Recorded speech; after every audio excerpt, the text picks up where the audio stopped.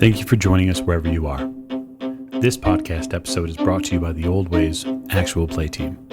This actual play uses the 7th edition Call of Cthulhu tabletop role-playing game rules by Chaosium. This actual play is performed by adults and in an adult setting. While we try very hard to stick to language for all ages, listeners should know that this podcast may include mature themes. All content, including names, places, events, companies, and etc., that may bear resemblance to entities living or dead, is strictly coincidental. My name is Michael Diamond, and for tonight's game, I will be your keeper. Thank you for joining us again on another episode of the Old Ways podcast. I'm your keeper, Keeper Michael. We return to Horror on the Express for the Milan finale. I want to thank all of our listeners for joining us wherever they are. We greatly appreciate your listening ears. And so without further ado, I'm going to get to cast introductions. So to my right. Hi, this is Mike, and I'm playing James Robert Fraser, who's having a little bit of a crisis at the moment. Crises do happen. If nothing else in the investigative lives can happen several times. To Mr. Fraser's right. Hi, I'm Rena. I play Lady Elizabeth Fitzroy. Her ladyship does not snort. She ingests. At the end of the table. Hi, this is Giles, and I'm playing Simon Griffith. And yesterday, I got the tar kicked out of me in a union fight, and today I'm on my way to fight an evil wizard. It's a fascinating hallucination you're about to have. To Mr. Griffith's right. Hi, I'm Miranda, and I play Maggie Bellinger, and I kind of wish we would have gotten to keep one of those costumes. It might have come in handy. That's a fantastic thought to have. It's a little late in the game for that now, but pat yourself on the back for a good thought. And last but most certainly not least. I'm Martin, and I'm playing Richard Courtney, and Richard's very much looking forward to a very good sleep. Well, funny enough, Professor, you've just had one. So the group had dossed down this last evening and had a very relatively peaceful night's sleep. So for anyone wounded, you can, under Paul's care, recover 3 hit points. And anyone down magic points regains them at the rate of 1 per hour. And so you get about 7 to 8 back, unless you're going to fight me on how late you'd sleep. I will assume that you get about 7 to 8 hours of sleep. Mr. Fraser, you wake to a knock at your door. Raise myself from my slumber and... yes? Who is it? It's staff, sir. Excuse me? There is a message here for you. One moment, please. Get up, put my dressing gown on, and come to the door. Good morning, yes. Yeah. Through a little bit of bleary eyes, you see a smartly dressed young man in a staff uniform for the hotel. And he extends to you a small platter, which there is a rather thick envelope on. Thank you very much. A moment, I'll give you a tip. He stands patiently. I'm going to find a few coins to tip them with. He tips his hat to you. Grazie. He heads back downstairs. See if I recognize the handwriting on the envelope. No, you don't recognize the handwriting, but it is a feminine form. You can tell it's very well looped, and there's some definite care that's been placed in the writing. Is it postmarked? It is not postmarked. Who this could be? It says to the party of Lady Elizabeth Fitzroy. Well, this will be for our ladyship then, I dare say. And I'll get myself dressed and tidied up a little bit and go and find her ladyship. You notice something while you're getting tidied up and kind of preparing to head out. You notice a scent on the envelope. And it's not one you smelled before. It is feminine. It's subtle. But there's something to it. It's quite refreshing. Oh, well. And I'll head on out once I have got myself smartened up to my own satisfaction, and I will tap on her ladyship's door. Very well. Excuse me, your ladyship, are you awake? Yes, Mr. Fraser, what is it? We have a missive, your ladyship. From whom? It doesn't say, but I believe it is a female hand. One moment. I'll very reluctantly get up, massaging my aching knees after all of the walking from yesterday, and grab my cane and go to the door.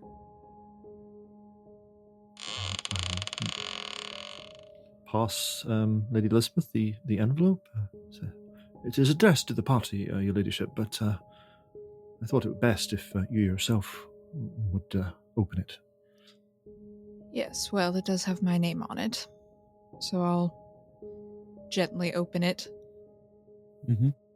You see a rather long-form letter inside. It's more than a page. There are some other paper items tucked within it. But just pulling out the envelope, you can tell that it's addressed to you, but straight away, the writer gets directly to thanking Mr. Fraser for all of his assistance. It seems it's penned by the hand of Isabel, the woman that looks after her apartment, Miss Cavallero's housekeeper. She tells a rather fraught tale of Anthony coming back from looking into the disappearance, having gone to the residence of a man named Conti last night. There was a shootout. She says that it's likely to make the papers. Conti was killed. Anthony was wounded. But it seems that they've recovered some bits of evidence, and she's passing them on to you in this letter rather than showing up personally because she's afraid for her life. Did she mention anything about Miss Cavallero herself? No, there's no mention of her having been found. There's definitely a weight to the letter that she's still missing. So a couple of things that get included along with the letter are a copy of the Orient Express arrival schedule with Milan Circle. And there is also a name penned directly nearby, Focaccia. At the end of it, in a postscript, Isabel asks if you would go to the opening night in her stead. That there are 5 tickets here for you and your party, because if Miss Cavallero is not going to be in attendance, if she does not make the opera, Isabel hopes that people who care for her will be there in her stead. Well, Mr. Fraser, it seems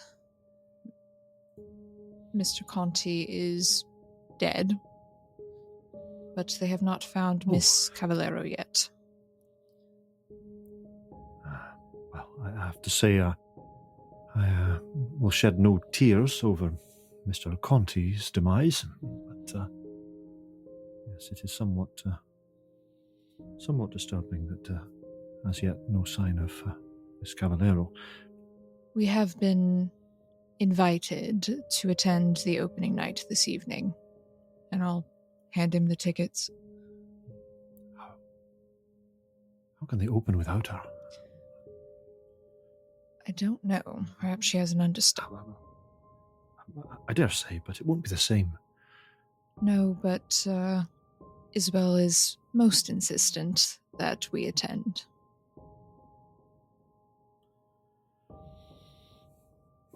I think we should maybe spend the day searching out any possible leads as to where she might be. before this evening. Of course. I'll hand Fraser the letter and the evidence that Isabel sent as well. See if you can decipher anything further. Of course, Your Ladyship, of course. Can I get you some breakfast? Tea and toast, thank you. Very well. I'll have someone bring something up for you as soon as possible. Just a glance on your way out the door, Mr. Fraser. You notice that the tickets are for the main floor. The seats, given your somewhat familiarity with the opera, these seats are located directly behind the orchestra. So, front row of the stalls? That's right. Excellent. Oh, these are extremely good seats. Oh. It makes sense, given if they're from where they're from. It's likely that she probably has an array of seats that she can simply gather. Katerina, that is. And they probably were gathered some time ago. Yes, well, he's going to stand for a moment, looking at the letter, reading it, rereading it, and then he's going to go and look out Mr. Griffith. Okay. Play through, gentlemen. Tap on the door. Excuse me, Mr. Griffith, are you awake in there? I'm awake. We have received a letter from young Miss Isabel. It contains some very interesting information. I thought you might like to see it. Well, come on in, sir. Let's take a look at it. So I'll head in and then pass him the letter. Yeah. Looks handwritten. It's in a fairly well written English, actually. Do we know how Anthony is doing? Anthony is wounded, apparently. I would imagine he's been taken to the hospital, possibly under police guard. However, something strikes me as a little odd, as a matter of fact, about this letter. The English in it is very good. It's very literate. Now, if I recall, Miss Isabel, though she did have some grasp of the language, the phraseology here that I'm reading just seems a little beyond her skills. And this perfume, you smell the perfume on this. It's a very fine scent. And what would a housekeeper be doing with such a fine scent? Something not quite right about this. Something jars with this letter. I think we're going to need to investigate what's happened. Obviously, we received the letter. I'm sure this will make the news, but we should get a paper. We can ask around. But I had some other ideas, too. Oh, yes? We are going to be approaching a potential dangerous situation in the form of Boccacci, correct? Either him or his men. I dare say he has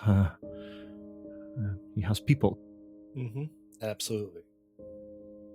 And it sounds like his people may be associated with the Black Shirts, right? Well, possibly. I'm not entirely sure if this is quite as closely related to the Black Shirts as we thought at first, bearing in mind what we saw in that warehouse and what Peter told us. But he could be using them as, that they would be cheap labor. All that. Yes, I dare say he's a man of some influence, and when palms are greased, backs are turned. If necessary, to get closer, do you think we might need to acquire a couple of these black shirt uniforms? I'm sure the people wearing them won't miss them. If you'll forgive me, I understand where you're going with this, but I would be reluctant to wear that particular uniform. I'm not saying it's our choice, but sometimes you have to cover yourself as you move in. It is always our choice, Mr. Griffith. Don't get me wrong, I understand what you're driving at, but I choose to be myself at all times. Maggie, you wake up with a terrible itch. Where? your stomach? Oh, that's strange. I'd probably scratch it, and if it keeps itching, maybe go to the mirror to look. Maybe it's a rash, or... You scratch and you realize that one hand won't do. You start scratching your stomach. And when you get to the mirror, still a little bit sleepy, you realize that there's a grapefruit-sized rash on your stomach. Ooh. And it is really uncomfortable. Well, that's unsightly. Can we... I'm assuming can we call between rooms? I don't know what the hotel technology of the time is. Well, telephony technology in Europe and in Great Britain at the time is way more far advanced than it was in the US, just because of the distance. So I'd say, given the type of hotel you're staying in, especially the fact that it has a lift, probably has phones in the room. Okay. I would probably try to call Paul to my room then, rather than getting dressed and going to find him. You hear Paul's voice pick up the phone. Yes, who is it? Paul, it's Maggie. I woke up with a terrible rash on my stomach. Would you be able to come look at it? It's large. Certainly. Let me get my bag. Oh, okay. Richard, very similarly, you wake up with a terrible itch. Where is Richard's itch? That's a great question. Center chest pectoral area. Yeah. It covers probably twice the size of your fist. It's pretty large. Okay. So Richard will have a look at it and see if he can work out what it is. It's a checkerboard rash. Wow, that's strange. I wonder if perhaps I should find Paul. Richard will start to dress. Okay. You hear a few footsteps down the hallway, and then eventually, Maggie, there's a knock on your door. You can just come in, Paul. He opens the door and pokes his head in. You'll have to excuse my nightwear. I assumed it's on my stomach, and I assumed it would be easier. Oh no, that's all right. He kind of straightens his jacket. I'm certain we'll get through it better than the last time. He goes and sits down by the bed. Professor, your room is not terribly far from Maggie's room, and you start hearing the burble of voices between two rooms. One is definitely male and one is definitely feminine. In fact, you're fairly certain it's Maggie's voice. You're not sure who the other person is. Yeah, Richard will just we'll assume that he's in a state of mainly dressed, and he'll just poke his head out the door to see what's going on. Yeah, there's a couple of voices coming from Maggie's room. Well, this itch is terrible. So Richard will get a pair of slippers, pop them on, and just sort of walk around and knock on the door. Oh, yeah. Well, one moment you hear Paul's voice from inside. It's me, Richard. Oh, come in, Professor. Richard will walk in. He turns back to Maggie. Oh, just come in and face the wall, would you? I'm just finishing up. Oh, okay. Maggie, Good Paul morning. puts a cream on your stomach. It feels really good. It feels cooling and soothing. He applies it very, we'll say, technically. You can tell that he's following a recipe, it seems. Paul, do you have any idea what this is? Is everything all right, Professor? Oh, hi, Richard. Yes, morning. It's a rash of some sort. It must be. How did you get it? How did you know? No, what? Wait, do you have? I have a rash, Richard. yes. So do I. It's just above my sternum. Really? You hear Paul's instantly interested. Mine's on my stomach. Oh. You can see Richard sort of thinking about what have we both touched. I wonder what that is. Okay, you should be perfectly set there, Miss Bellinger. If you give me just a moment. He goes into his bag and grabs like a rag and then goes to the basin nearby and washes his hands. And then afterwards turns to you, Professor.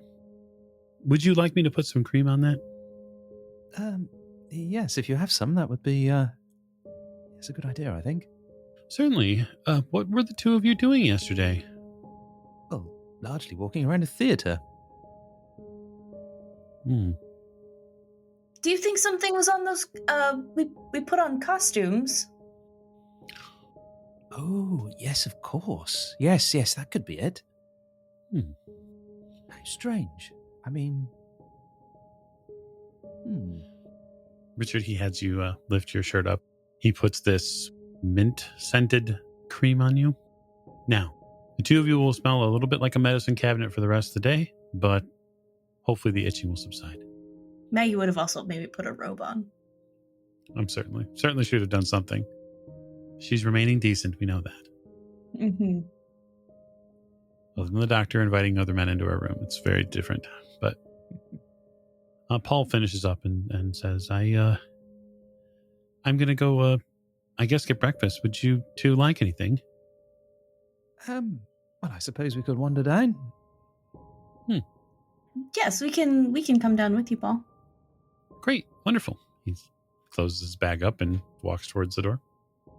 I'll let me put something on. Certainly. Come, Professor. Yes, I should finish dressing as well, really. I'm most of the way there, but not quite. Richard will tootle out. I'll see you in a minute. Wonderful. The investigators who are downstairs, who are eating breakfast, I know that Simon mentioned getting a paper. So, Simon, while you're reading through the paper, there is something that you come across. It's fairly specific, and it's something that you would notice. Okay. This, of course, would be the English paper. But... Certainly, because there are English papers. They do have them here. You key in on it because it talks about Cavallero's disappearance. And as you're reading through it, it talks about the music director of La Scala. He's announcing that Aida would open tonight, and it will be the understudy, Maria Di Mattina, that will appear in the title role. Because as of current, no one knows where Miss Caterina Cavallero is. And then if there's other things that you see in there that you might want to point out, go right ahead. So are we all downstairs, or everyone except Lady Elizabeth? Okay. Mr. Fraser, Miss Maggie, Professor, I think you all might want to see this. What do you have there, Mr. Griffith? Apparently, Aida is opening tonight with the understudy, Miss Di Mattina. Apparently, there was a ghost voice last night and other unnatural occurrences, and there are people getting injured or fallen ill on the set. It's bad omens, apparently. Right. Wow. That's unusual. Does any... What do you make? Oh, I do beg your pardon, Professor. Please continue. I was just going to ask. Does anybody else have any dermatological complaints this morning, or? No. Who's a what's? Like an itch. There's some bed bugs or something like that. Yes, like a rash. No. Why do you ask? No, sir. Well, we both woke up with rashes this morning after being at the theater. I believe the hotel might have some sort of infestation. I can certainly speak to the staff. We weren't sure if it came from here or possibly from our time spent at the theater. If there is a curse of some sort and people have been falling ill, I wonder if one of those curses is a rash of some sort that me and Richard have contracted. I've moved my chair closer to Mr. Fraser. Are you sure it's not just fleas, Miss Ballinger. Fleas from what? These places are notorious for insect life. Well, I don't think it would be concentrated in one area. I have this large rash on my stomach, and Richard, I believe yours is on your chest. Yes, quite. Perhaps they've got into your clothes or something. You know fleas don't leave rashes like that. You remember the trenches. They don't leave big patches. I do remember the trenches, Mr. Griffith, yes. Now, I don't know. It could be, well, I'm going to say it's not been too wet. You weren't sleeping in a bed, so it ain't ringworm. My bed was fine. Do you think there's something going on, Miss Ballinger, Miss Professor? You think there's something supernatural going on? I don't know what's supernatural about a rash, but No. there does seem to be strange things afoot at the theater. People were falling ill. We thought it was simply because of the pieces of the statue. Why would that be? Because it was being kept at the theater. And do you think that the mere fact of a piece of the simulacrum being kept at the theatre would cause people to fall ill? Well, if you remember in the cave, there was weird plant life around it, and then the plant life died, and so it's possible that people that come into contact with it at the theater could also be having symptoms. Now you mention it, Miss Ballinger, I do recall that. Do you remember the doctor, his daughter? She had some kind of skin complaint. Did she not, on her arm? Yes. You think it's connected? Where are your rashes at? If I can ask, I don't want to see them. Well, mine is on my stomach, as I said, and Richard's is on his chest. Yes, just here, above my sternum. So yours are in the same location, more or less. Yes. Well, the torso and the piece of the simulacrum that possibly was at the theater. We believe it was being kept as a mannequin, so it would make sense if it was the torso. Yeah, it could be an arm. We don't know, but it could be a torso. Well, but the thing is, Professor, for mannequins, for dressmakers' dummies, they use torsos. They're not stressing the arms as much. They do the semen, what is the term? Where they do your cuffs and all that. They do that after it's off the mannequin and put on the person to determine the length. Isn't that right, Mr. Fraser? Well, I'm not a seamstress myself, Mr. Griffith, but I believe that a certain amount of the needlework is done whilst for fittings and so forth, it's done on the actual person. But the torso itself, the main body of the thing, is done on a mannequin at first. Well, I believe they have some sort of mannequin that they hang the garment on in order to sew it and to that sort of thing. Do you think that the costumes that these people are wearing, these actors, singers are wearing, that have been fitted on the mannequin are somehow, I don't know, infected, and the mannequin itself is part of the simulacrum? Is that what you're implying? I'm implying that the torso was used as a mannequin. We're seeking the torso per the scrolls. Well, I mean, I suppose if that is the case, if there is a connection there between these complaints and the piece of the simulacrum itself, then that would make sense, I suppose. Well, But the simulacrum is no longer there at the theater. I don't know. I'm just wondering if there's something contagion, maybe Residual. exactly. Some residual effects of having it there. That's quite possible.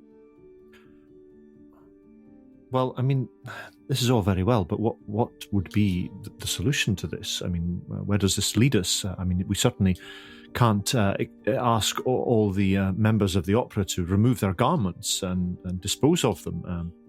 And if you say that there was one of these mannequins missing, and we believe that this might be the item that we are actually seeking, then I suppose we have to we would need to track that down and find where it is. I don't suppose you had any have any leads, any clues as to what might have become of it, where it might have been taken. I do wonder if the Arturo Focacci fellow, if he possibly had something to do with it. That is the point at which Lady E comes downstairs. Still breakfasting, are we? Mr. Fraser stands and draws back a chair for her ladyship. Grounded, everyone. How are you feeling this morning, Lady Elizabeth? Any ailments? Only the usual ones. Rashes? That's hardly an appropriate question to ask, especially in mixed company. Well, it is fitting for the case, as mixed company currently have rashes. Both of my eyebrows slowly go up towards my hairline. Mr. Fraser's cheeks get redder and redder. Myself and Richard seem to have contracted something. A minor dermatological ailment. Well, what you do in your free time is yours, I suppose. Well, I believe it was from when we were costuming at the opera. Is that what they're calling it these days? I've heard of such things in Berlin, but I suppose perhaps it's reached Milan as well. Yes, it's all the rage to don costumes backstage at the opera so that you can sneak around. Sneak around and obtain rashes, apparently. Apparently. So we're trying to figure out if this is connected. Show Lady Elizabeth that we found a news article. Show me what? We think that it may have to do with this newspaper article here. I look visibly relieved. Newspapers. Yes, calm, reasonable newspaper. Along with this article, there are other articles in the newspaper that would likely catch the Lady Elizabeth's eye. One of them includes a gentleman named Conti, whom you had some knowledge of, as of yesterday, and his potential part in a ritual that was played out in one of the warehouses here in Milan. The paper is reporting that he died in a violent shootout at his house. Well, that lines up with the letter, I suppose. Indeed, Your Ladyship, I was thinking about this letter, and Mr. Griffith and I spoke to the housekeeper, Isabel.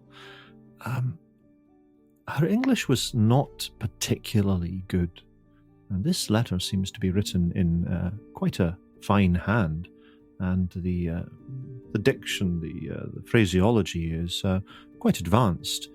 And I don't know if you noticed, but there is a scent to the paper, and it strikes me that it is somewhat,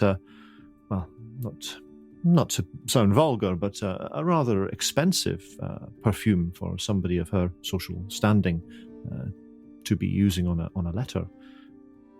I have a very strong suspicion that Miss Isabel did not write this letter, that this is some kind of lure for us. So you think we're walking into a trap? I do, as it goes. I do. Any ideas as to who might be perpetuating such a trick? Well, now, what I'm about to say might sound somewhat fanciful, and I don't wish anybody to be alarmed, but I think we're all very much past alarmed, Mr. Fraser.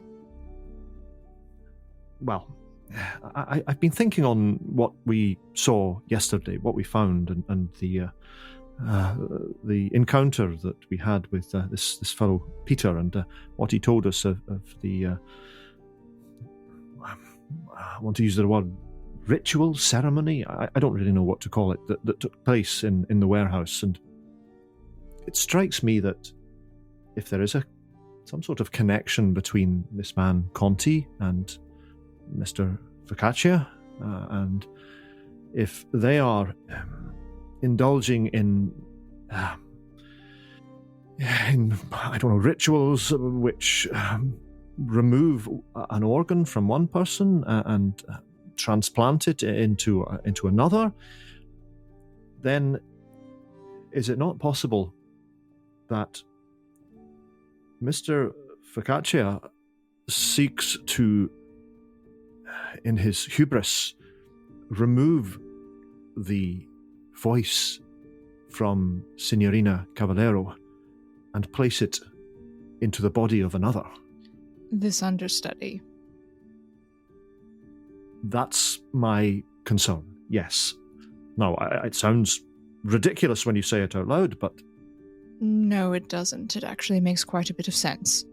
But why would they wish us to attend? What is the point if they are already proceeding with drawing us there? And also, what is to gain from that? What did Mrs. Cavallero do to wrong someone? Yes, quite. Well, I mean, I don't know if it's specifically what she might have done to wrong it, but maybe avarice on the part of this man. Maybe he has some connection with this understudy, Signorina De Mattina, it is. Maybe she is related to him in some way. Maybe she is in his thrall, under his control or something, and he would have in his hands a voice as fine, or not, if not finer, than one of the greatest sopranos it has been my privilege to hear sing. It's two things, Mr. Fraser. It's control, and power is control.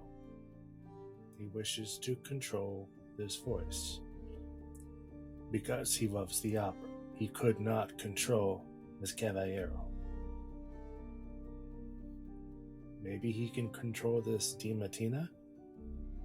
Perhaps. And with it, fame and, I don't know, power. But the other thing I'm wondering about, we're talking about moving voices. What if he's moving himself into a body of either Mrs. Cavallero or Di Mattina? Maybe he wants to be the one to sing. A double transfer, as it were. Yes. I don't really, to be honest, even know how to react to that. I suppose anything is possible. Fraser, medicine is moving forward. I'm sure people are going to be able to transplant stuff sometime. This is not my field. I'm sure the professor with his math can tell us more about this. I'm not much of a biologist, I'm afraid. More on the theoretical mathematics and physics sort of side of things, really. But we do have a doctor in training with us who could perhaps speak to such things. Yes, I'm literally gesturing at Paul. We all look at Paul. We're not really talking about medicine here, though, are we? We're talking about black magic. I don't know about black magic, Mr. Fraser, but I do know what is likely possible. And I can tell you in all of my medical studies, bodily transference is not on the menu, so to speak. It simply isn't. But do you think it could happen in the future? I mean, depending on medical advancements, anything could happen in the future, but I don't, with all due respect, sir, I don't know how that helps you here. No, I think you're quite right, Paul. I think this is something that goes beyond... I can't believe I'm saying this. It's something that goes beyond known science, even future science. This is something else. This is something quite different.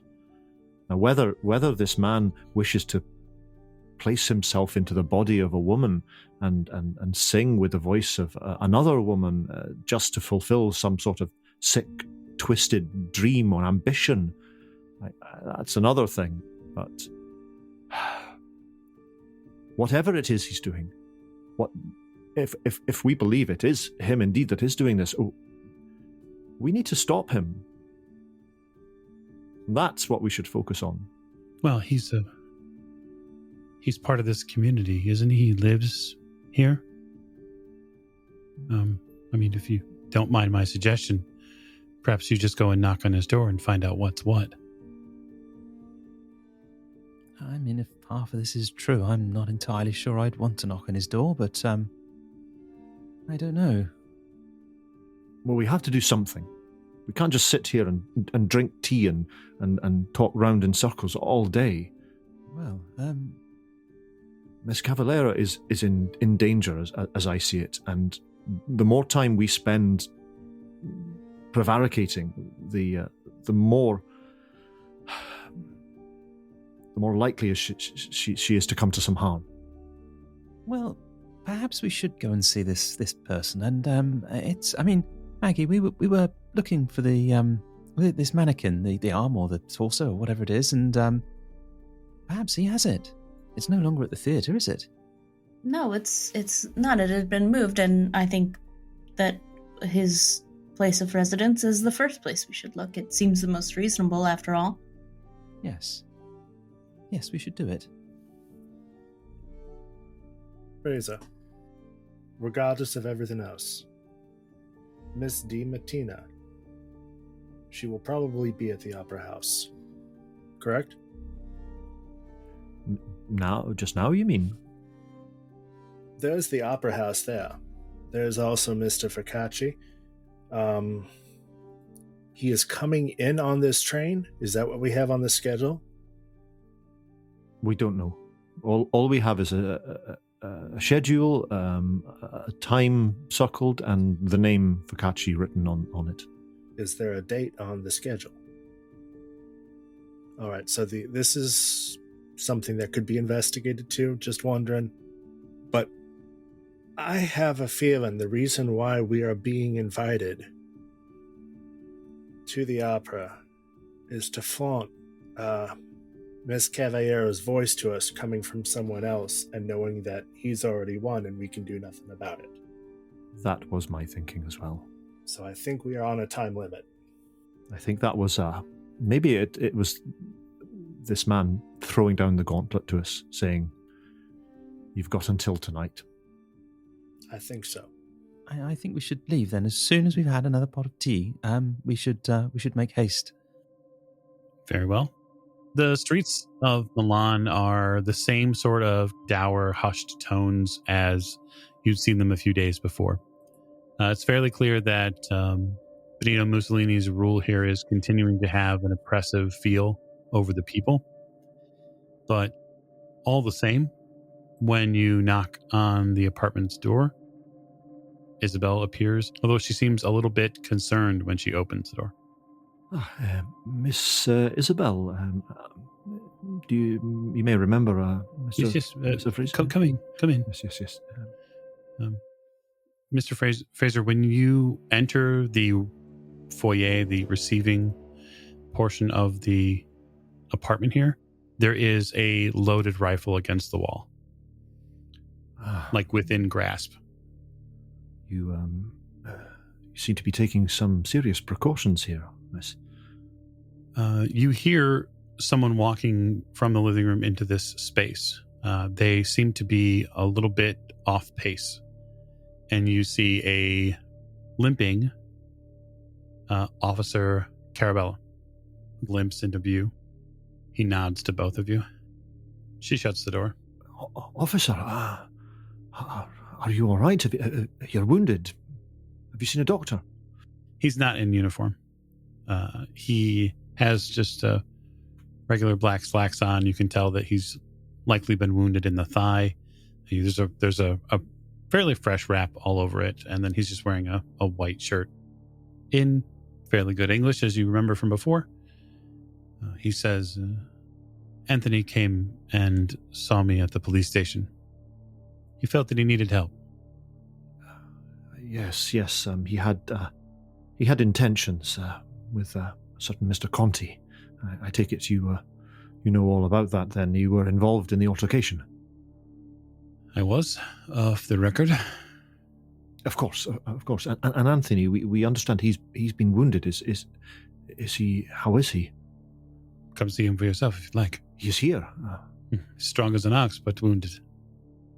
Very well. Come along, Mr. Griffith. Let us... Well, shall we ask about the letter? Yes. Let us see Anthony first. All right.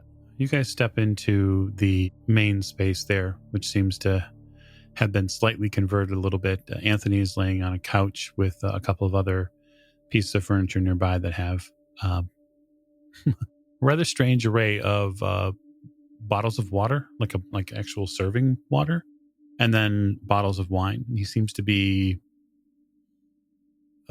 trying his best to recuperate. Anthony, what happened?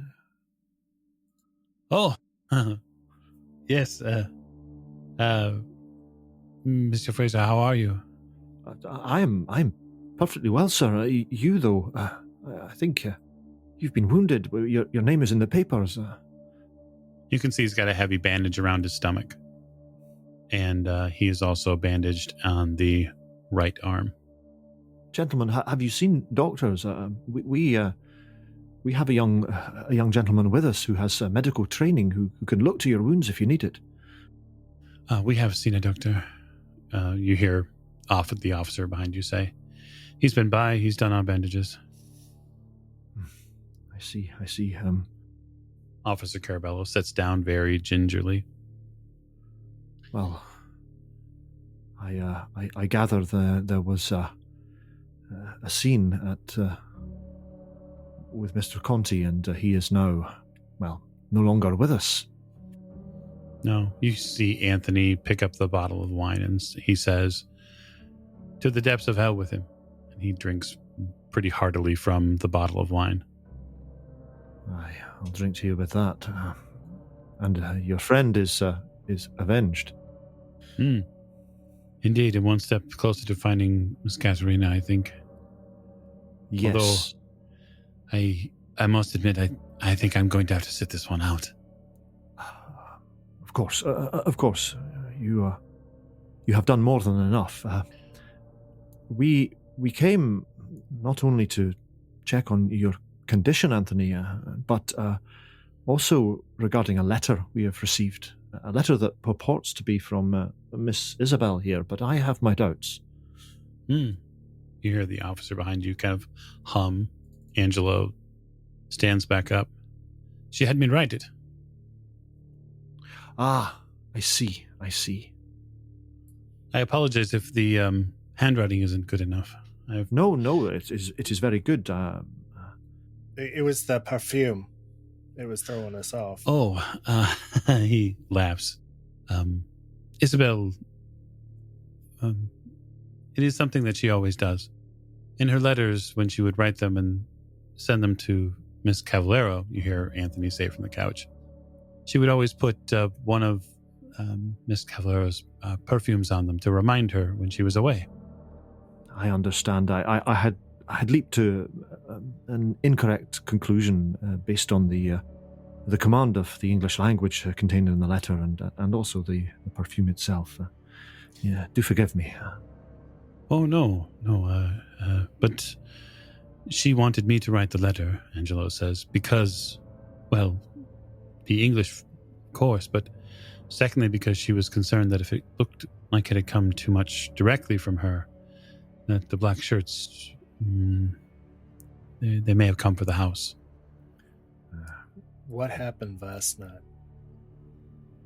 We tracked Conti to his villa, and myself, Anthony, and 3 other men took on at least a dozen. It didn't start as a shootout, but that's how it ended. I tried to reason. I tried to talk with him, the officer says. I didn't want any part of the fighting. I'd seen too much of it already. But Conti left me no choice. From what I understand of the circumstances, I believe the man was beyond reason. He raved. He said things I won't even utter. And so when he finally showed himself near the front door, pistol in hand, I put him down. And this timetable with the name written on it, what does that mean? We did not understand. I don't either, unfortunately, but he kept it in his desk, and it has this focaccia name on it. He doesn't live too far from the main outskirts of town. He has a very beautiful apartment. No, well, not to put too fine a point on it, we believe that this man Focaccia is connected not only with the Conti affair, but also with the disappearance of Miss Cavallero. Truly? Aye, we do. Aye, we believe he has. We believe he has some sort of scheme to supplant Miss Cavallero with another in her stead. This understudy that is due to be going on in her place that we read of in the newspaper. I can't mind her name off the top of my head, but I don't know if perhaps you know of her. Di Mattina. Di Mattina, yes, that's it. Thank you, Mr. Griffith. Yes, I do not follow the opera. Anthony pipes up. I've heard her sing. She's a fair singer, yes. No one can replace Katerina, of course. But she's a fine singer. She would do reasonable in the role. They could replace Miss Cavallero if they had her voice, though. How would they do that? I threw Mr. Griffith a very sharp glance. You mean like the thing we've seen in the warehouse? Yes. He starts shaking his head furiously. I told you, sir, no more talk of that in this house. The officer makes the sign of the cross. Let us put it this way. From what we understand, this man has an abiding interest in the opera. We believe that he may, in his... I don't even know how to put it. We believe that he may, in his fevered imagination, believe that he can somehow bring another to replace Miss Cavallero and bring fame to himself. We don't even know his exact motives. I'm not even sure that they are entirely sane or reasonable. But I don't know. Do you know if this understudy, this singer, has any connection to him? Not directly. Officer Caballero speaks up and he says, I do know that one time Boccacci tried to buy the production company for the opera. This was years ago. And he was refused. I'm presuming perhaps this is some sort of revenge. Possibly. Well, it is our intention to find out, if we can, whether Miss Cavallero is being held at his apartment, and if she is, extricate her from his clutches. Well, I wish you Godspeed. I think the two of us are going to need to mend for a bit. Of course, well, and you have some protection here, I see, and of course you have the good Isabel to tend to you. Yes. Yes, I'm surprised she's not coming with the broom to beat me to sit down. Angelo sits back down. Well, we won't take up any more of your time, but thank you very much indeed for the help you've given us, and we will, of course, let you know how things turn out. But it seems time is of the essence. Indeed. If this is all supposed to happen, if we cannot find her before the beginning of Aida, if you can't, he seems to impress further. Perhaps people will forget her. No, not while there's breath in these lungs, sir. I will not forget her. Very well. Then good luck. And to you, Mr. Griffith. Shall we? Yes, sir. Where are the two of you going to go? I think the first thing we want to do is we want to go back and let the others know what we found out, just to sort Certainly. of set their minds at rest about the misunderstanding about the letter, Okay. if nothing else. Getting back to the hotel is pretty simple. It's not too far. It's actually like 3 blocks from the hotel. So you find them upstairs. Well, it seems that we mistook the letter somewhat. A young officer of the police force that we had the great pleasure of making the acquaintance of wrote this letter on Miss Isabel's behalf. So it is not, as we thought, a trap or any of that, anything of that nature. Young Anthony is as well as can be expected. There was indeed something of an altercation. Shots were fired. They unfortunately do not know any more about this timetable than we do. But it seems to me quite clear that there is a connection, a strong connection between Focaccia and Conti, and whatever his intentions, we have little time to act. So we should decide what we want to do and put it into effect without any delay. Do you think it would be best then to storm the castle, approach his residence now, or my thought was later he will be out at the opera, and perhaps that would be the perfect opportunity for some of us to enter his residence and have a little peek about? But will it not be too late by then? Will he not have already done what he intends to do by the time the opera comes? Professor Courtney, I honestly cannot believe that I am saying this, but the contraption that you use, would it be possible for you to be able to find some way of seeing into this man's apartment without being seen, or perhaps even without going there? Well, yeah, yes, absolutely, but I have to confess, you're the last person I would have expected to suggest such a thing. Desperate times call for desperate measures, Professor, and I am a desperate man. Are you sure you're okay? Mr. Fraser does not answer that question. Well, I mean, where is his residence? Is it close by? Officer Carabel would have given you that Focaccia keeps a fairly large-sized manse, not far, just a couple of kilometers northeast, in a very elegant section of Milan. He is purported to be a rather rich businessman, well known. Well, I mean, we'd have to get closer. I'm not quite sure I could do something from that distance.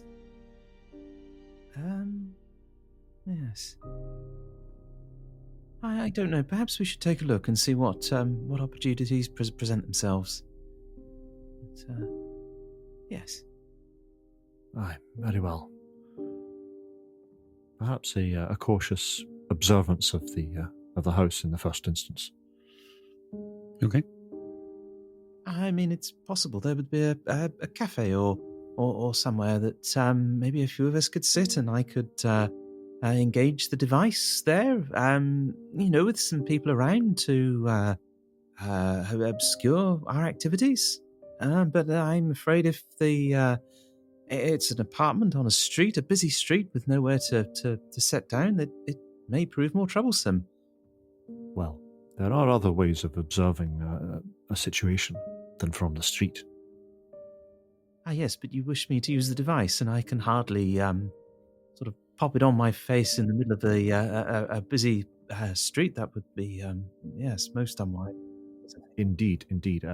I was rather more meaning from a slightly higher vantage point.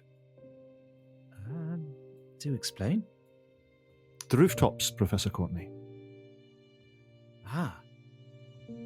Yes. That would work well if he was in an apartment closer to the top of the building as well. A distance is a thing, you know. Distance is, as you say, a thing. A consideration. I see your point. Another possibility that presents itself to me is if there was perhaps an empty apartment across the street or nearby that we could use as a vantage point. Or possibly a sewer. If he's closer to the bottom of the apartment complex, then yes, maybe we can come in from underneath. I don't think he said it was an apartment complex. I believe this is a manse. Ah, sorry, I misunderstood. I believe he said apartment, but right, okay. Well, I either would but you can see the professor deep in thought. Either would suffice, I suppose. So this is probably walled. You know, he's probably got a garden or something with Let's a wall find a map. around it. He's probably got walls around his whole thing. We have an address. We have a map of the city. Mm-hmm. So I'm going to get out the map that I've procured when we first arrived and see if I Certainly. can find the address and see what the area looks like. So it is not terribly far from La Scala. And for you, it's just for maybe a couple of kilometers, honestly. I mean, Mr. Fraser, I might propose, we're coming up for perhaps time for tea at Elevensies.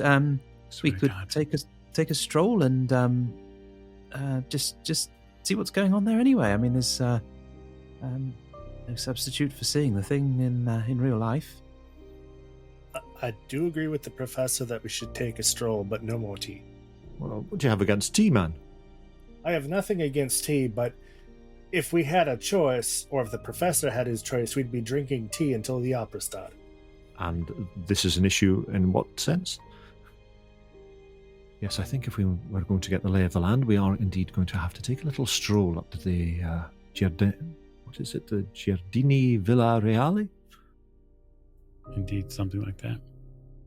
Well, it seems to be right next to the public gardens there, that Giardini Pubblici. Yes. I believe we at least would be safe in being around the area if it's Pubblici. Indeed, if we're to take a stroll around the public gardens, that would not raise any eyebrows, now would it? I think that would be perfect. Only if I was carrying Mr. Thompson. Well, Mr. Thompson is not available for comment at this time, is he? No. So you're going to go take a stroll around the gardens in hopes of doing a little, sightseeing. Recce. Recon. Absolutely.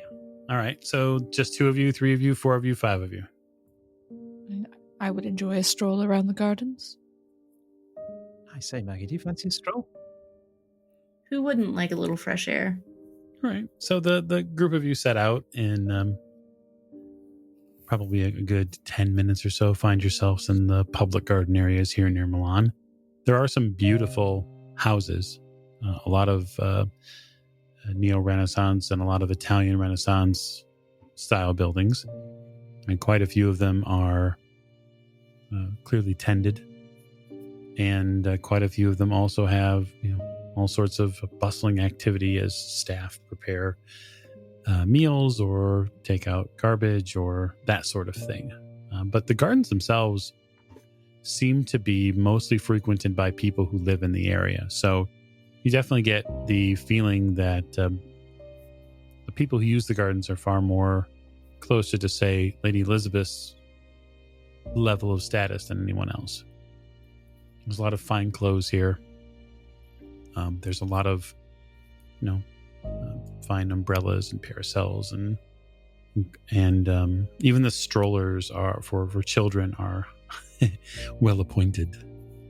So we must stick out like a whole handful of sore thumbs. I would say that 3 of you certainly probably do. Yes. Speak for yourself. I meant us as a group. Well, we A don't. gaggle. We don't necessarily all have to go in one group. We could perhaps separate a little bit so that we're not quite so. Yes, I figured that the 2 itchy people would probably, separate themselves, and Mr. Fraser might walk. But who gets company? Who gets custody of Simon? Mr. Thompson, of course. I will be trailing behind Maggie and the professor. Okay. Waiting to Because get arrested. well, I'm assuming I'm either protecting the professor because he's my original protectee, or I could play off the part of being the American bodyguard of Miss Maggie over from the States to tour around, and her aunt is watching out. Since all of you are going to take a look at the house, if you'd all like to give me spot hidden rolls, you can, just for the more mundane purposes. The other thing that I would like to do while we're kind of strolling around innocently is just take a wee look at this other garden. Just from its name, I'm thinking maybe there's a villa there, and it's a private garden that's part of the villa or something like that. Whether it backs onto the property of this man Focaccia. I fail my spot hidden with a 77. It's an extreme on the nose on a 12. Oh, well done. Fail on a 60. Fail on a 95. I got a hard success. 38 under 78. I think that's a hard success. Yeah, should be. Just about on the nose. So for those of you who fail your spot hidden rolls, this, neoclassical manse looks stunning, as all the rest of them do around here. It looks a little bit quieter than the rest. There isn't as many scuttling staff and moving parts to it. But the building is by no means in ruins, or hasn't seemingly visually depreciated. For those of you who succeeded in your spot hidden rolls, you would probably notice that you are sticking out quite a bit here socially. You're probably seeing quite a few upturned noses, people who are moving in different directions when you get closer. And when you get anywhere near 2 people having a conversation, the conversation probably pauses until you pass. Mr. Fraser, having a hard spot hidden roll, he would take all of that in socially and visually, but then also get a sense, at least visual sense, that you just feel something in your bones that no one's home. That house, no one's home. You can tell. It's not just that the curtains are the way they are. It's that there's no staff on the outside. It's that with a few pauses in your, or slowing in your stride to look at the house for the second or third time, there's no staff moving anywhere near the windows. That there's no gardener in back. There are hedges here that could certainly be tended, but they're not. I will whisper this to her ladyship as we stroll. It does not seem that there is anybody in residence, your ladyship. I can see no comings and goings at all. Well, that's a bit suspicious, wouldn't you say? Indeed it is, unless he has some other apartment or something somewhere else. I rather think that a little investigation of the residence itself might be in order. Quite how one affects that with this number of people around, I'm not quite sure. Well, we don't all have to investigate now, do we? Some of us can be a distraction. Glancing slightly back over at Maggie and Richard. Indeed, yes. Does Richard get anything more for his extreme? You're very concerned about the sight lines here.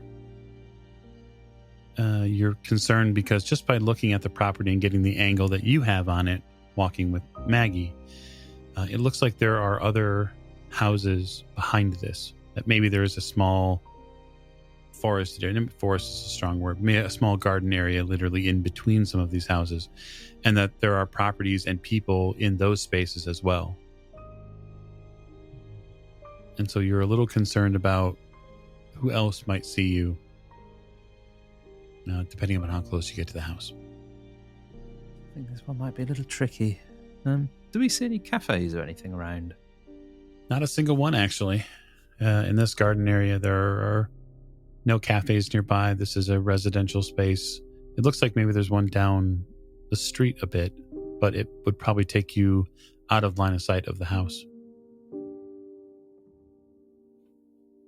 Yes, not quite sure what to do. I mean, I suppose we could walk up to the door and see if anybody's in, or see if the door's open, perhaps. Well, what do you think, Maggie?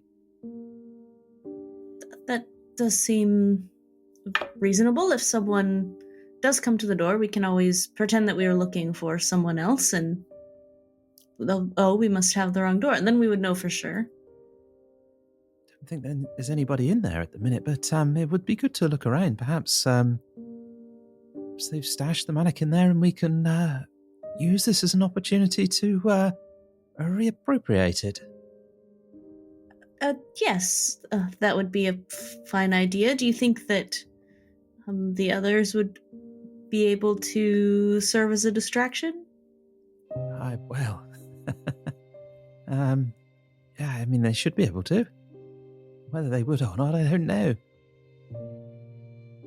Perhaps you could ask them nicely.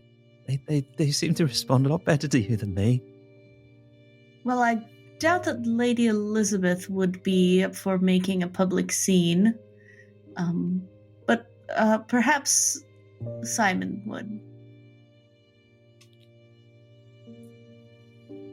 Would what? I'm back behind you again. Well, we were considering going up to the house and having a look around, but with so many people around, we wouldn't want to be seen, so we thought that maybe there could be a distraction.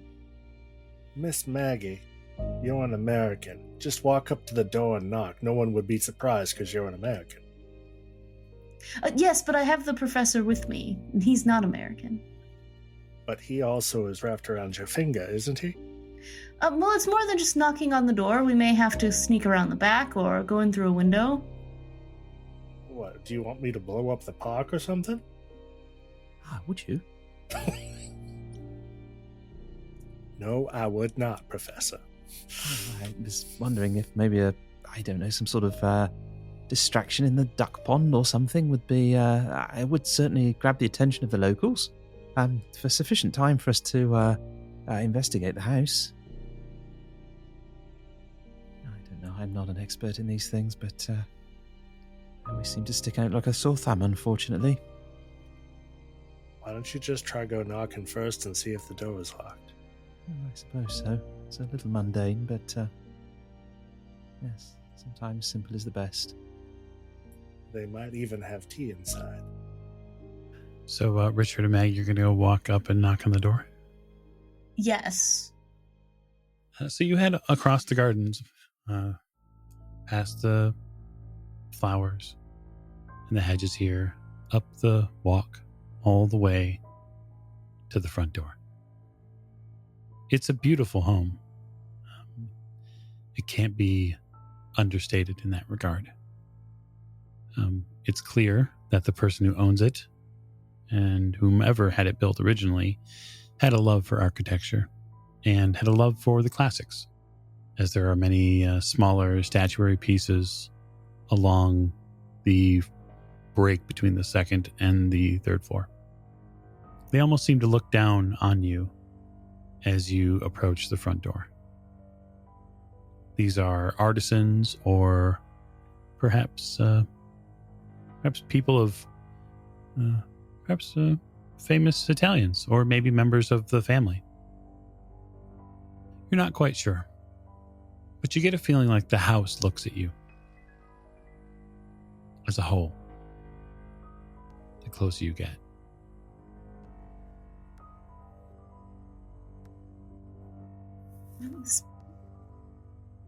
I don't like this place, Richard. It creeps me out. Yes, it's some of the architecture in these older cities is somewhat unnerving. Yes. Well, let's just hurry up. Yes, I think that would be wise. And Maggie will walk a little faster up to the door and knock. There is a reasonably appointed brass door knocker. You lift it and knock on the plate. There's a nice resounding sound through the door. A few seconds begin to tick by. I will also try the doorknob. If I don't hear any footsteps, I might just try to jiggle it a little bit. It moves. Like when you go to, with your left finger and thumb, move the handle just slightly. You feel it move. It's unlocked, Richard. Oh, go in. Before it looks suspicious. I open the door and walk in. You head into the residence. It's as grand inside as it is outside. There's a beautiful receiving area, a foyer, grand staircases immediately thereafter. But this is a cold and dead house. There are no lights on. There's not the faintest smell of a fire anywhere. The whole house feels cold. How peculiar. Does it seem like anyone's been living here? It seems like people have been living here, at least recently, but there's no traffic. You don't hear footsteps of servants or the call or discussions between staff that you would normally hear in a big house like this. Big houses, especially near the ground level where the front door is, are fairly busy. There's a lot going on. But from what you see, no, it's like everything's been pulled out. I would maybe even call out, because I would rather be caught now rather than later and be better able to explain it away. So I would probably call out, "Hello, is anyone home?" What are you doing?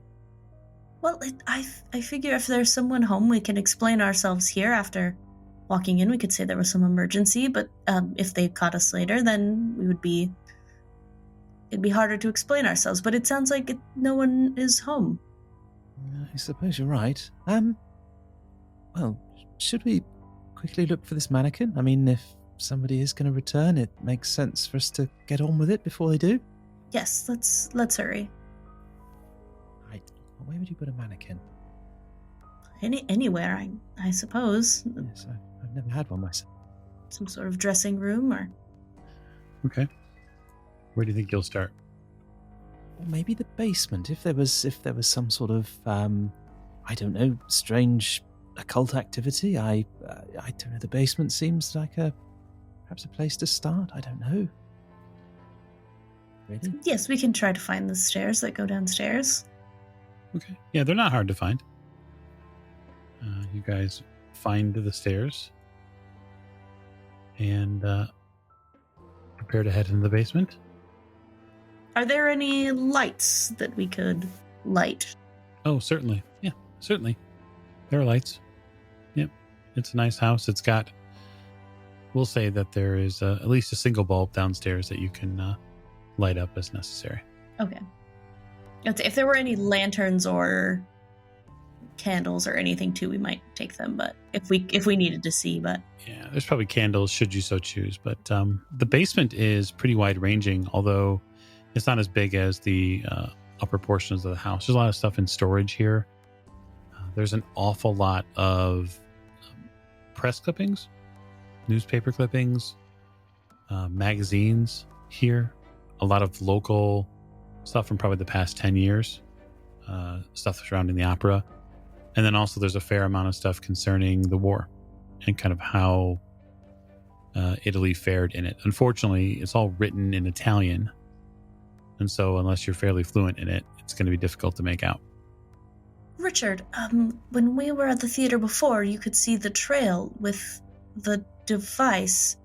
I know that it was quite taxing for you, but maybe just a quick peek, and we could see a residue or where it's at. Yes, I think, yes, what a splendid idea. There's nobody here either. So Richard will reach into his pocket and pull it out. All right, Richard, you know how this works. You pop it on your face. What lenses will you be using? Ooh. So I think I'm looking at things at a large scale, so it has to be blue, and I'm going to go for green as well.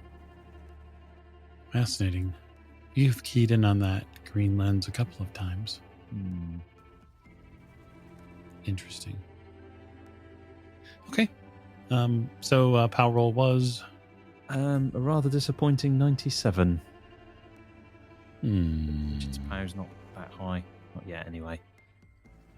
So, Professor, I'm going to spend a hand of fate for you and allow you to reroll. Ooh. Thank you, Hand of Fate.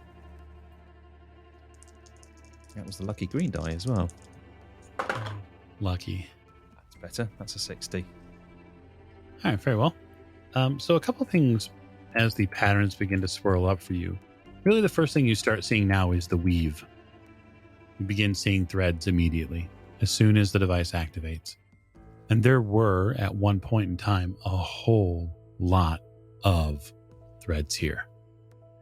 But it's as if the entire heart of the house has been gutted. It's for the first time, really, you see threads removed. Like someone's chopped them out with a pair of scissors. Well, Maggie, the strange thing about this is the complete absence of anything. I mean, it seems almost deficient compared to normal. It's very unusual. Your vision costs you 2 points of magic.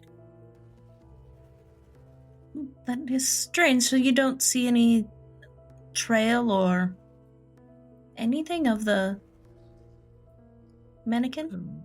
Well, let me.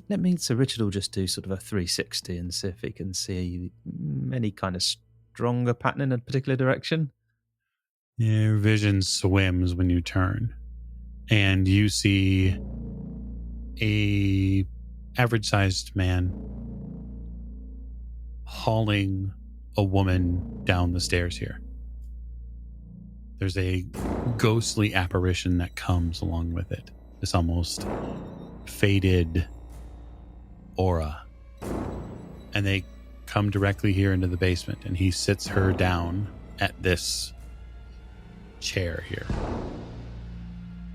And he begins having a very stern talk with her. And you can tell somewhat distinctly, Richard, that she is tied wrist to wrist. You know this woman. You've seen her before. You saw her on the train. He begins placing bottles on the desk nearby. And you see him begin almost in this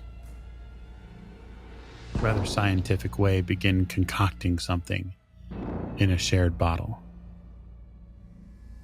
And he whips it with almost something looks like a tongue depressor.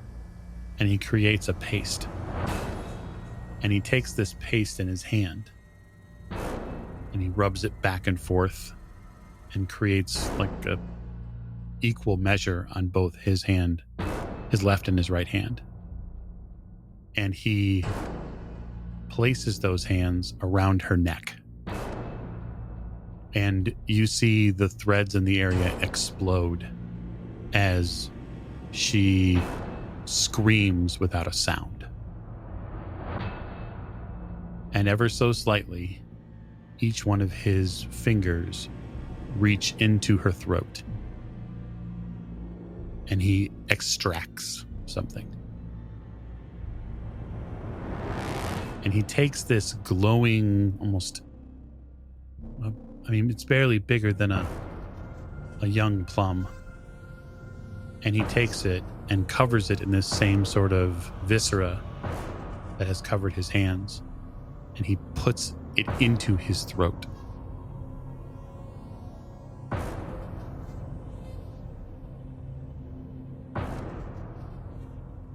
And the vision fades. Just seen something terrible, I'm afraid. Simon's hypothesis appears to be right, if what I've seen is true. She was here, and yes, it was horrible. He reached into her neck and pulled her voice box out and placed it in his neck. Very strange.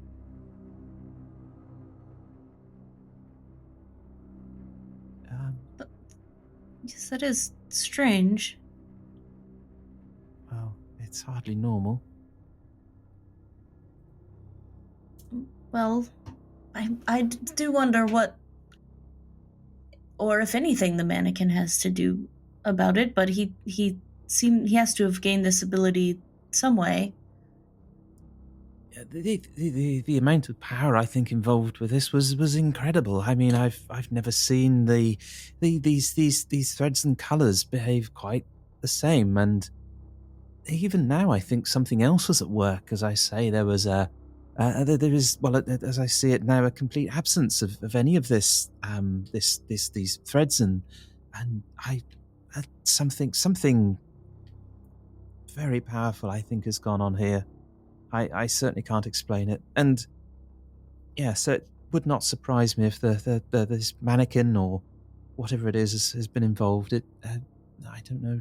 There's no reason, but just by I don't know, by coincidence or power, we've not seen anything quite like this. It's just wittering away. Well, while he does witter, Richard, would you give me a sanity roll first for seeing such a scene? I was waiting for that. That's a fail. 65 over 51. Wonderful. So I do take 5 sanity from you in this regard.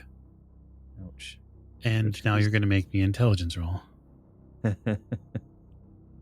Or more appropriately, you're going to fail an intelligence roll, hopefully. But we'll see what happens. 69. And your intelligence is, what, 65? 60. 60. Okay. So it is a horrific event, but you in your mind figure, well, you come to a very quick rationalization of, well, of course that's what's happened. That makes sense. We're not certain surely how he does it, but he had some sort of alchemical method of doing this processing. So you immediately latch on to something even close to a shred of science. And so perhaps he's found some medicinal way to help ease the transfer of organs from one body to another. That must be it. That must be it. And that's probably what you begin to witter a bit into.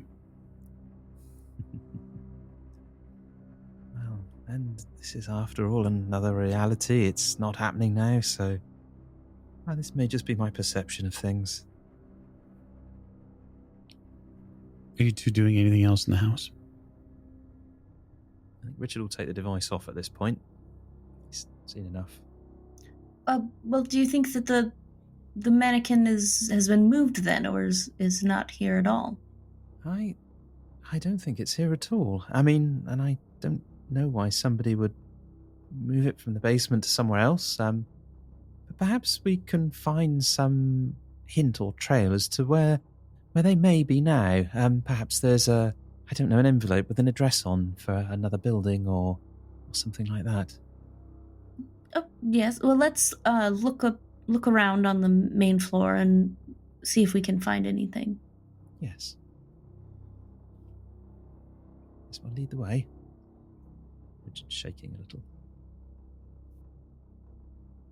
So a search of the main floor of the building doesn't really resolve much. There aren't many pieces of mail. There's no papers here at all. It's as if for about a week or so, no one's been here. So I'll save you the spot hidden rolls in that regard. What you have in total is a roughly empty house with visions of something horrible that happened in its basement.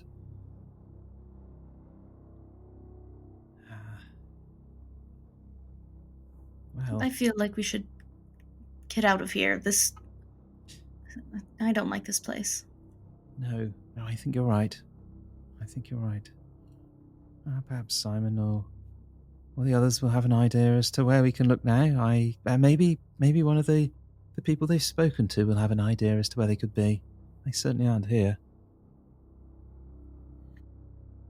All right.